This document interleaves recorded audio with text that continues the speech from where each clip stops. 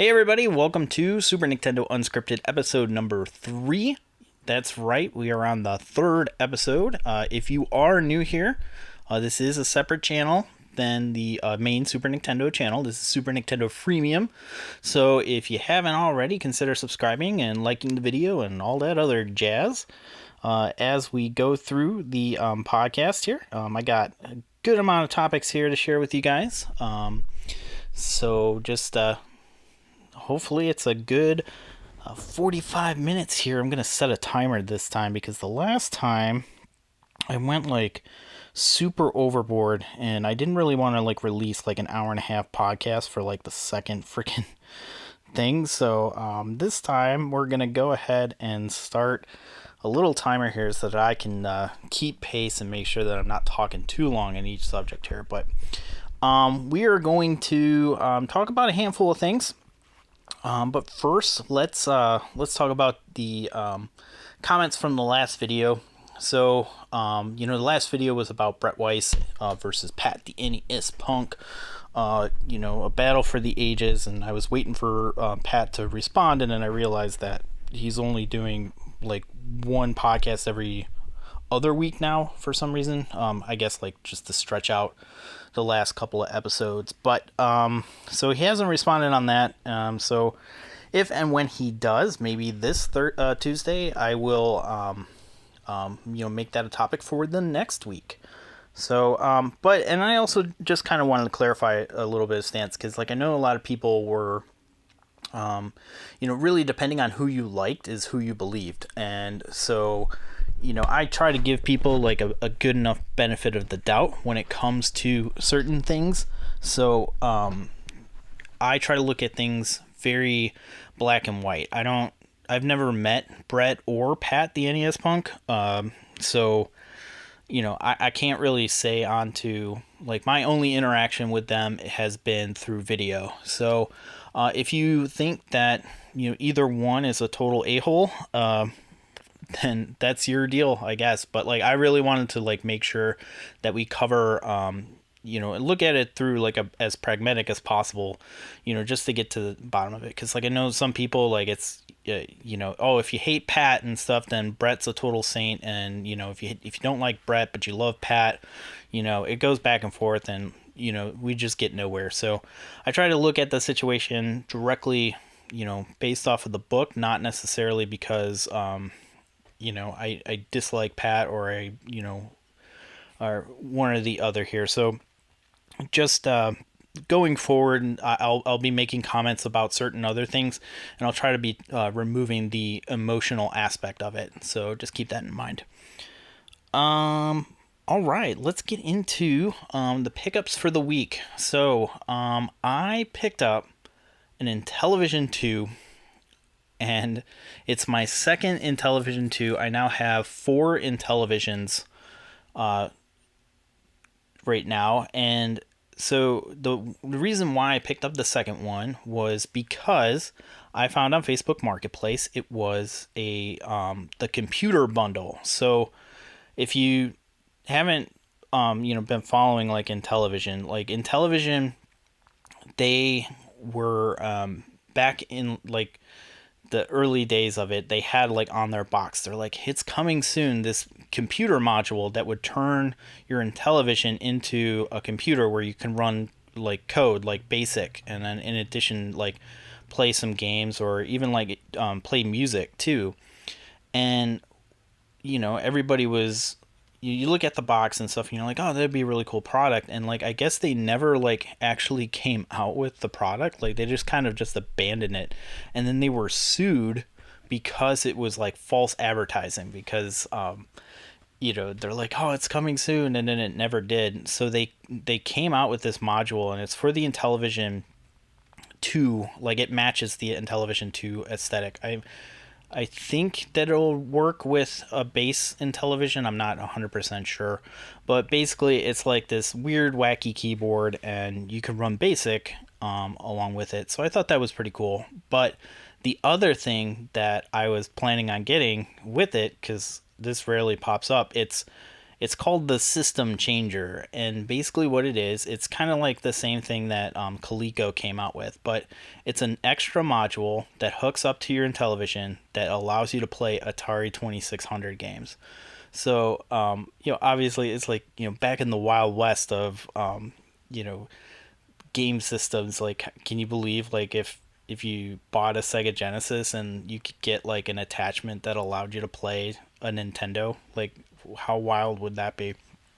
But yeah, so like I got that, and the Intellivision works, and I think the Atari the System Changer works as well, but I'm not 100% sure because it's still giving me a black picture. But I'm using like new Atari carts, so I'll have to like dig out some older carts and mess around with it to see if like I get any different results. But you know, hopefully, fingers crossed, because the Atari 2600 module, like that on its own is like worth about $150. It's not necessarily very common, so hopefully it'll work. Like, it does make a sound if I don't put a cartridge in there, so maybe it's just dirty. Because like I know for whatever reason, like the Intellivision 2, like it that's like the worst version of Intellivision. Like, if you like, I get like the controllers like disconnect, which is a nice touch, but like, dang, like it's such a hokey console. Like, it has just a power switch and that's it. So like, in order to turn it off, you need to hold down the power button for like 3 or 4 seconds and then let go.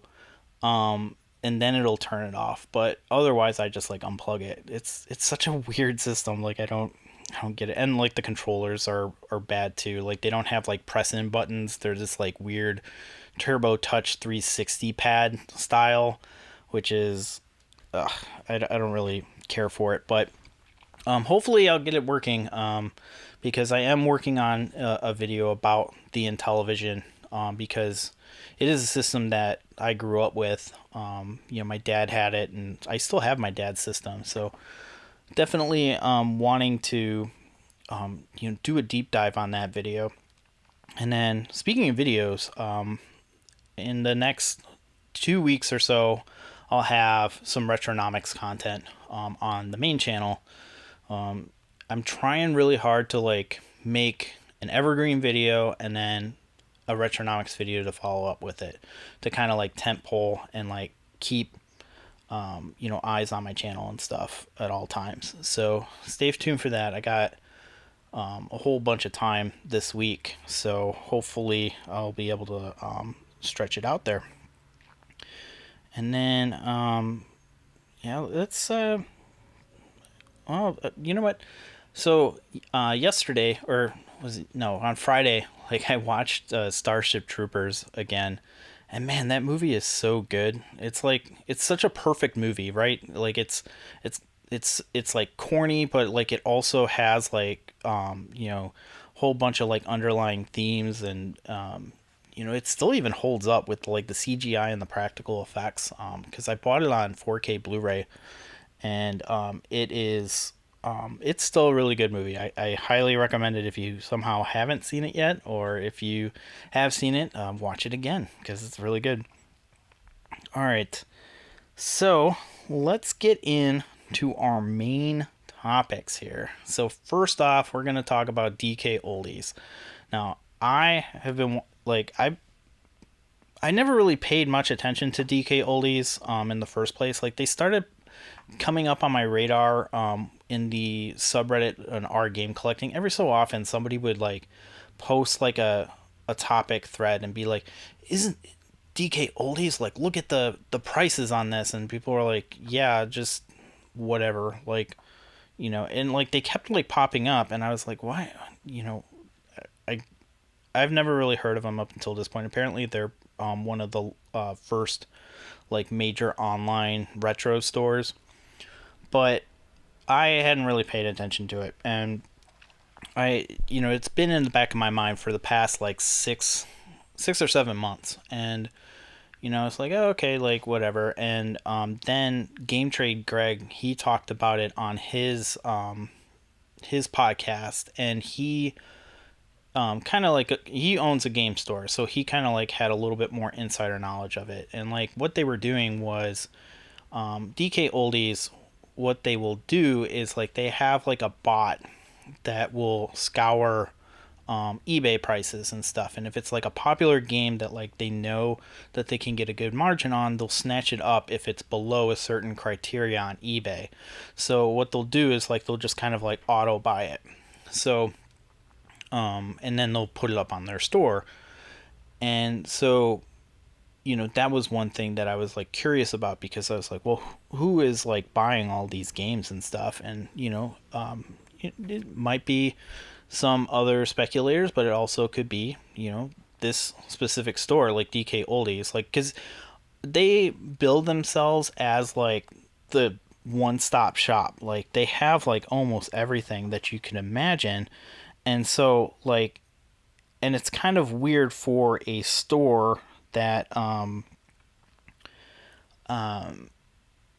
retro store nowadays, because I used to work for a retro store, and like it was so difficult to make sure that you had stuff in stock. And because obviously they don't make this stuff anymore, so that's important. So they have a whole bunch of things that they have for sale and stuff, like rare games. The prices are kind of up there, which is to kind of be expected, because like their store specific, like they spend so much energy and time into like SEO. Like if you Google retro games, chances are that you're gonna have like a DK Oldies ad like right up at the top.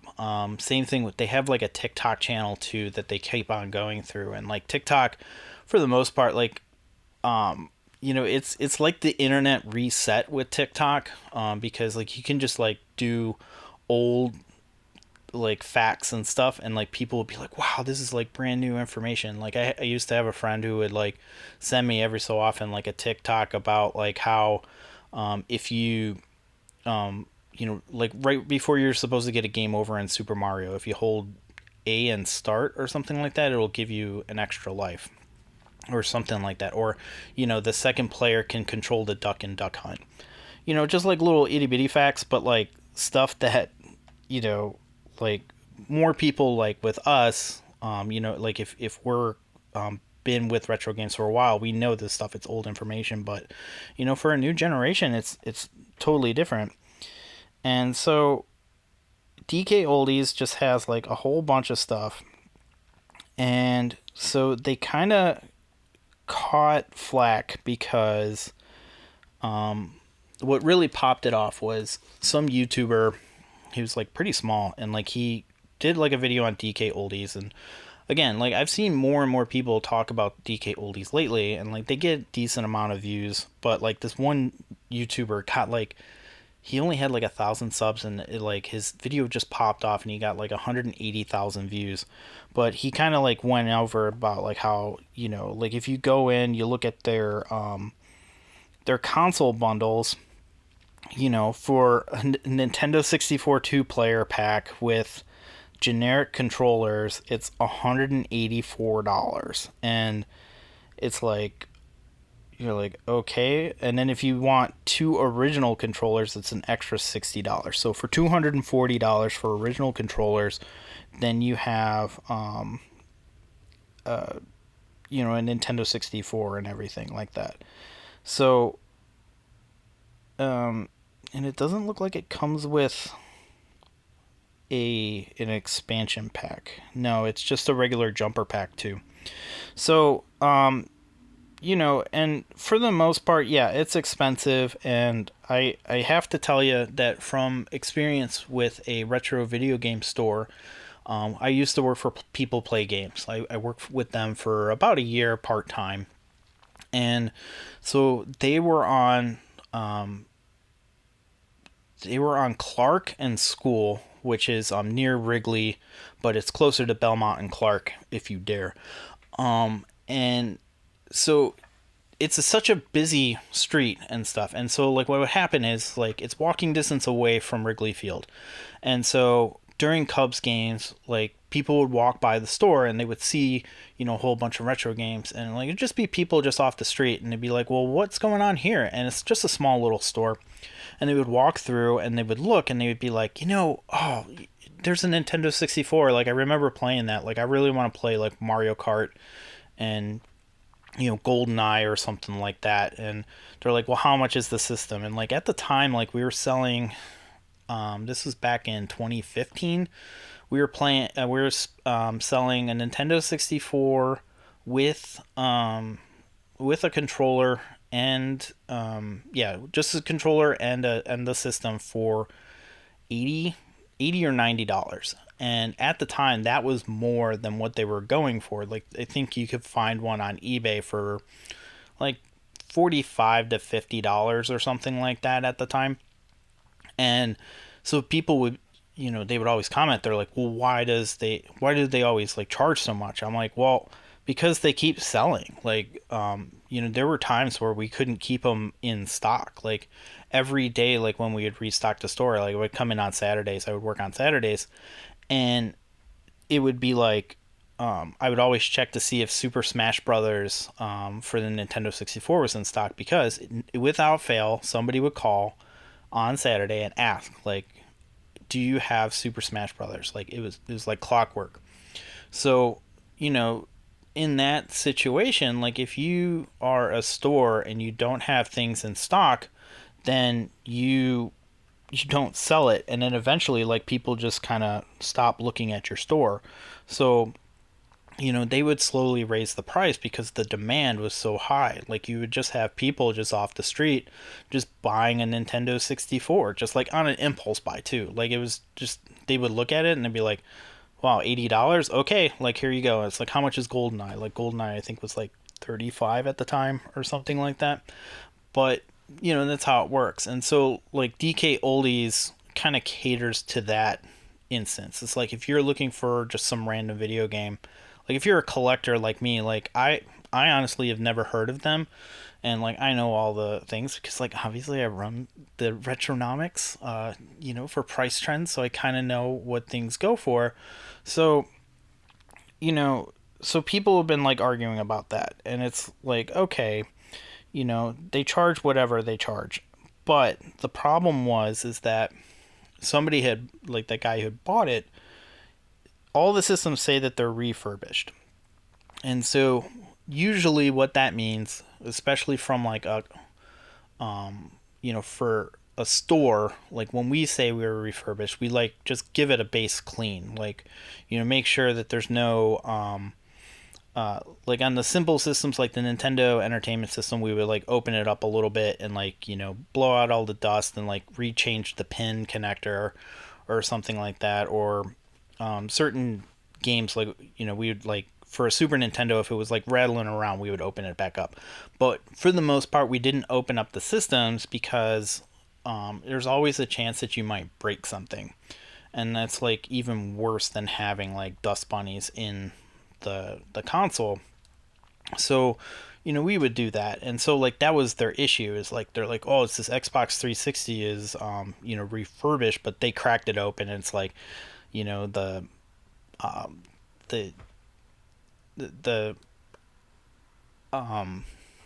what the heck is it? The thermal pads like wasn't, like the thermal paste wasn't reapplied, or all these other things that like a normal person would not look for. And so like obviously it went like viral because like DK Oldies is a scam. And so they finally like responded to it, and they were just like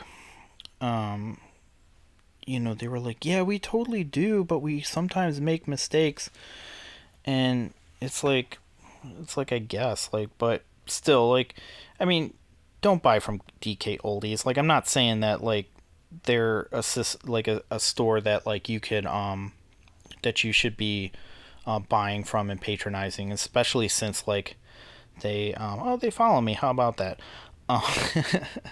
Maybe not afterwards.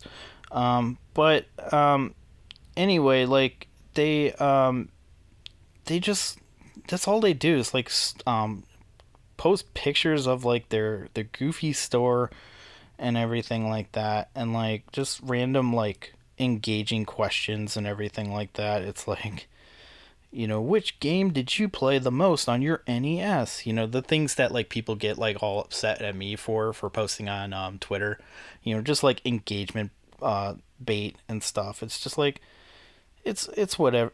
It is what it is. But besides the point, DK Oldies for the most part, like they spend, there's a whole bunch of money that they charge for this stuff, and like I kind of agree that like if you're spending that much money on it, it better be in pristine condition. But again, like I mean, they cut the corners and stuff, and that's usually what they cut. Like I mean, a Nintendo 64 is like one of the most difficult things to like open up, especially if you're trying to like clean systems and take care of customers, because like they are, in addition to being like an online store, they are a physical location. I don't even know where the heck they are.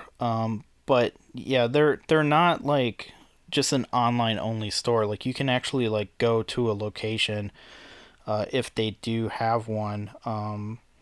They have a store in Pennsylvania, so like they're in Pennsylvania, so they have a physical store in addition to doing the online stuff and the online shipping. So, but yeah, like don't. I mean, honestly, like unless they're selling like broken things, I don't really think that they're a scam, but like they definitely are overpriced, and like I think that it's important to always shop around and be aware of like what things are going for between like just dropping a whole bunch of money on something. And also follow my channel because I talk about price trends all the time, so you guys should know better. All right. So, and also like just in general too, like that's the one thing that too I want to mention on too. It's like these YouTubers are talking about it because it's like it's great SEO. I'm talking about it. I want those views and stuff like that, but like they are basically in it because like they're higher in the search rankings and stuff. So, that's pretty much, it's like a circular thing. It's like people, regardless of whether you talk about DK Oldies in a positive light or a negative light, they will still continue to rank higher because now more and more people are talking about DK Oldies, so then they'll like rank higher and stuff. So it's kind of like a counterintuitive thing. Like if you really want to like stick it to DK Oldies, then don't talk about them because like they're benefiting from this, whether you think that you're gonna pay for them at not or not.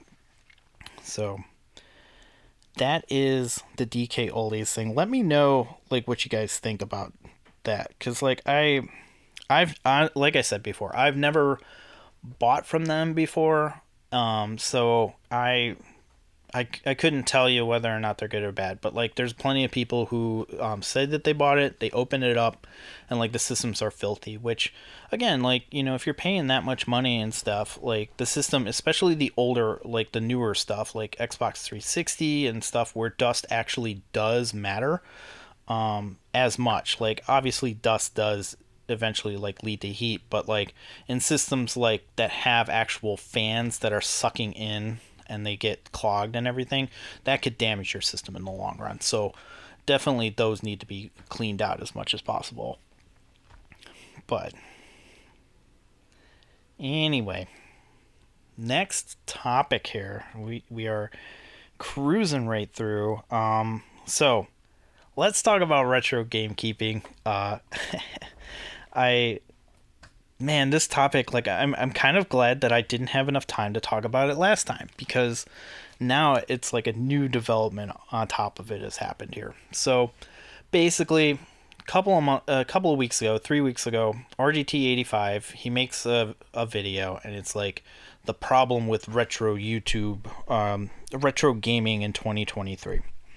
And basically it's a rant video where he talks about he basically talks about like how he was on a Facebook group and these guys like complained that Frank Savaldi deleted the thing. Anyway, so sorry. So anyway, there was like a tweet going around where so RGT made this video, and he RGT made this video, and it went it got decent views. It got 100,000 views. And so a whole bunch of other people, like, they commented on it, like smaller YouTubers like Brian's Man Cave. If you haven't checked this guy out, he's like a genuine guy who just likes talking about retro video games. Like, he's really old school, and he just talks about like his thing. He's even developing games for the Intellivision and stuff. So like, he's the kind of guy like who talks about retro gaming with a passion and stuff. And so then more and more people started talking about it. But the thing is that somebody shared like a whole like a selection of thumbnails, and it was like RGT 85, Lady Decade, and Essex Retro Gamer, and it was kind of like the same like format. It was like big yellow text, like the retro gaming problem, and then it's like the person with the face, and maybe I'll put that for my thumbnail, like it's just like super shocked or super mean or something like that.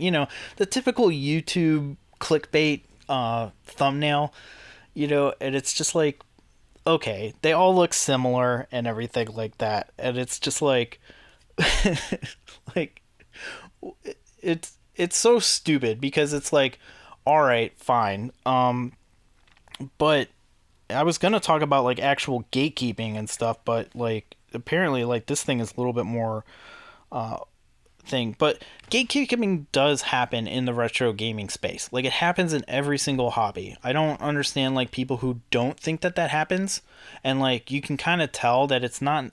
This whole backlash on Twitter isn't because of the retro gaming issue. It's because of the YouTubers that shared it with all identical thumbnails. And none of the people who shared the thing even like watched the videos to even comment on it. So that's like the other issue about it. But retro gaming, like any other hobby, has gatekeepers and stuff where like if you say that RGT 85, he saw like this guy, he was really proud, like this guy was so proud that his kids were playing retro video games, and he was playing like on a Retron 5 on a modern television, and people were like, oh, what are you doing, like you can't play like that, that's not the real way to play, you need to play on a CRT, you need to do all this other stuff. And it's like, that's not the point of those games. Like like I have a CRT setup, I have a PVM, I have a modern OLED, so I can play any games the way that I want with minimal input lag and all this other stuff. And like that's the kind of stuff that I don't necessarily go on Facebook groups because of that like demographic. It's like older people in their like, I want to say like it's like late 30s, close to early 50s of people that are on Facebook, and they specifically become like super toxic. And like, I was in the Metal Jesus Facebook group for a bit, and it's just like everybody's got something negative to say. It's like, oh, you got this game? Well, I got it complete in box. Oh, you got it complete in box? Well, mine is graded, or something like that. It's like always this one-upmanship when it comes to retro games and stuff. Like, everybody's got to like show off, and it's just like, I don't specifically do that. Like, that's the other thing too with as like this discourse was happening. Like, Frank Savaldi of the Retro Video Game History Foundation, he actually deleted the tweet, but he like commented on this thing. He's like, oh, well, imagine being in 2023 watching somebody talk with a whole bunch of retro video games behind you and stuff. And it's like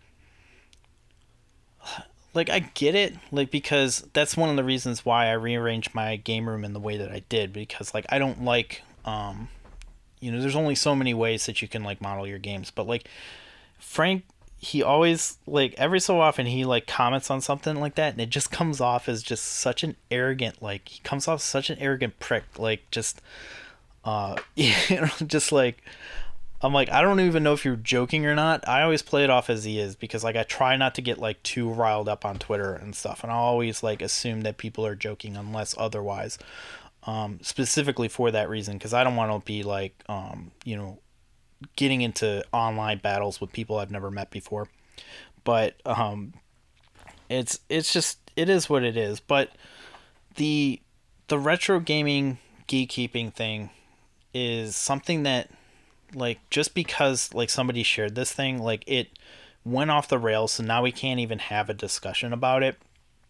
And basically a whole bunch of like bitter asshole YouTubers and stuff like that, and other people on Twitter, they always come out. They're like, yeah, this is the exact thing with retro gaming, man. Like, it's this is the reason why it sucks, is because you know, it's because of clickbait YouTubers like these and stuff like that, and they're stealing all the views from the rest of us and stuff, and you know, or you know, they're driving up the retro video game prices and stuff. And it's like, they didn't even watch the videos.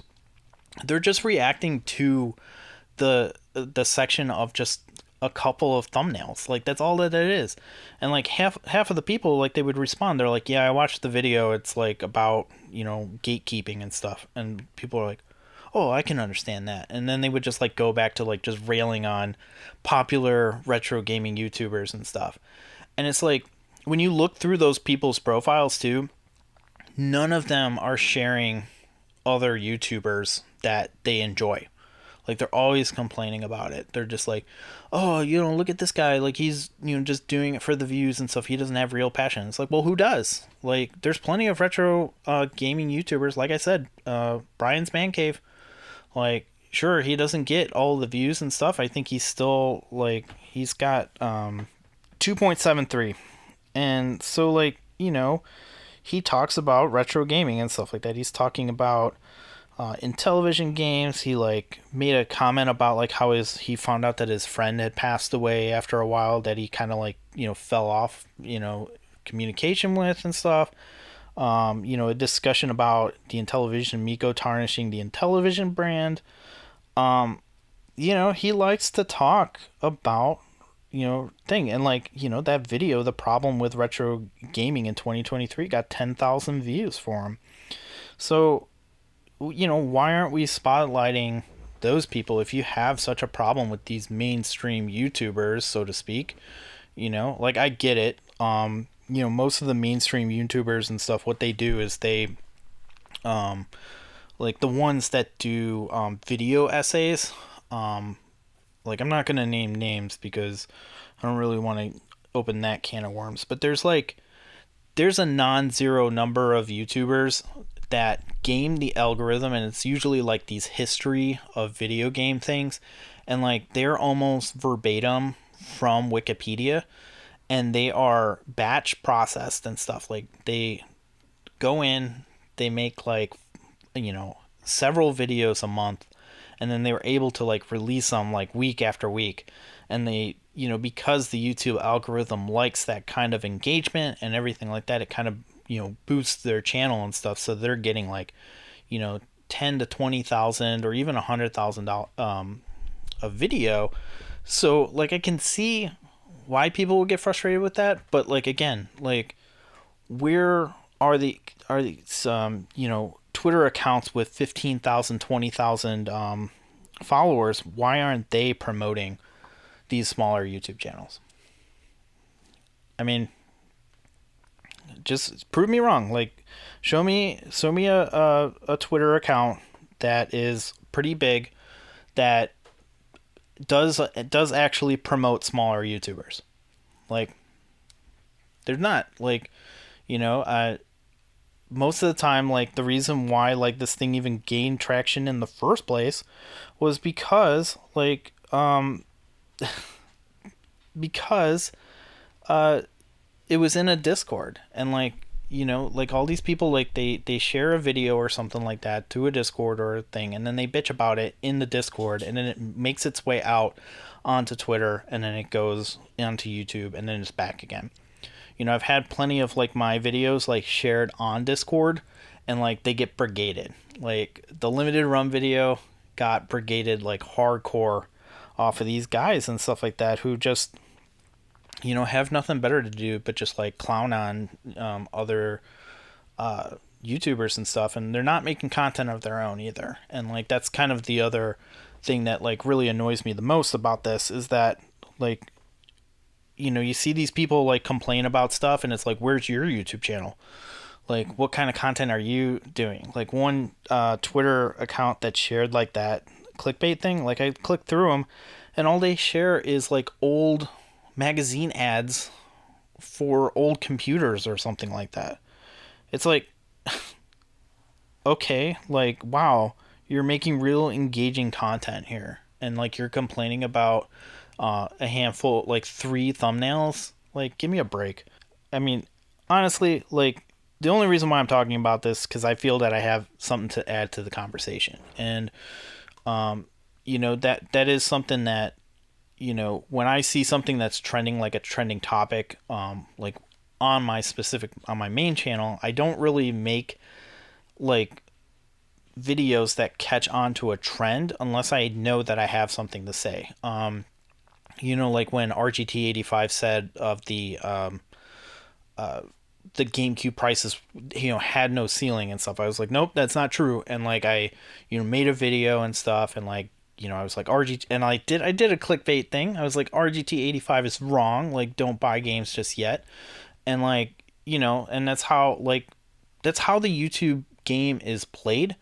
Like, the reason why, like, some people, yes, they like take a topic and they just regurgitate it so that they can get some of the views and stuff. Like, I believe Lady Decade's video was almost like the first part of it was explaining what RGT85's video, and then like her experience as like a retro gamer and stuff. So like at least like they're adding to the conversation, but like I can get why it's like it's the same thumbnail, it's the same title, it's like it's totally lifted and stuff. And so like unfortunately, like that's what YouTube likes. Like I'm gonna put like on the thumbnail, I'm gonna probably put like my own spin on that thumbnail, and like I'm gonna do a similar title and everything like that, and that's gonna get the eyeballs on the channel. Like, sorry, like that's just the way that YouTube works now. And like I said before, like if you really want to showcase like older channels, like you got to go dig for them, and then you have to like actually showcase them on another platform other than YouTube.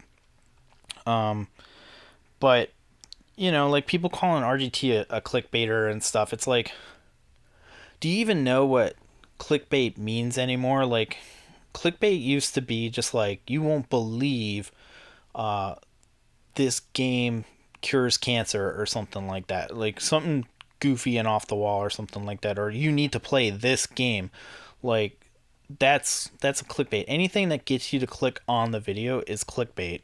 But now, like, what clickbait now means is something that's like incredibly misleading. So RGT has done clickbait before.